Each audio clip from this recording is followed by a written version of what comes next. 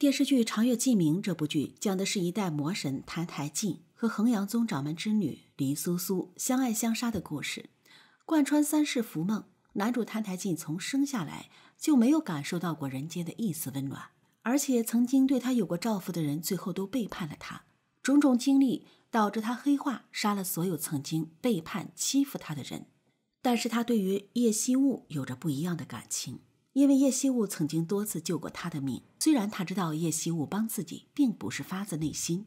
现在澹台烬和黎苏苏在经历第2世明夜和桑九的故事。般若浮生中，桑九希望自己像黎苏苏一样勇敢坚定，不为爱情绊住步伐，守护族人。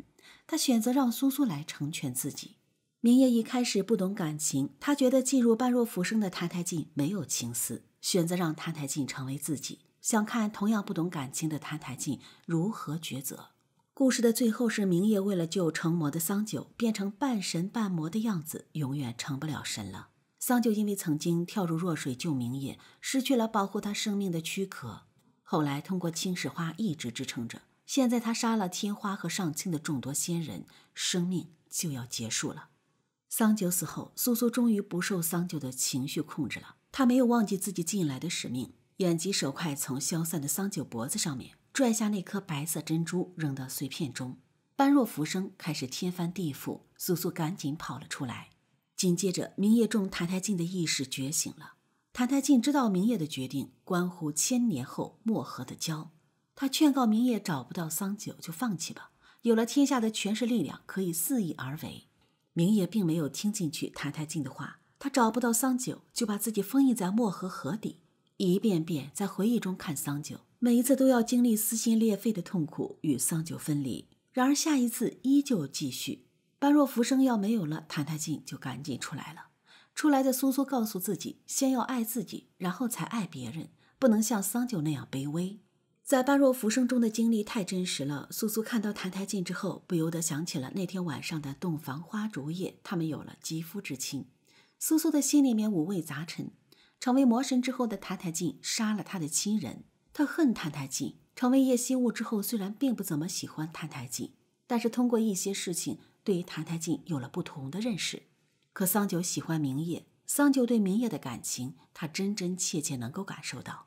苏苏看了一眼正看着自己的澹台烬，想起了那些羞羞的事情，苏苏下意识地低下了头，没有再看澹台烬了。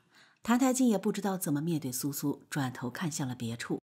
苏苏怀里的灭魂珠泪微微一暖，灭魂珠泪感受到了澹台烬给苏苏的感应，所以有了反应。叶惜雾现在想尽办法要得到澹台烬的一滴泪，必须是因为爱情而流的泪。澹台烬和叶惜雾喜欢上对方只是时间关系，现在澹台烬对叶惜雾有了不一样的感情，可以说这就是他们爱情的初期阶段。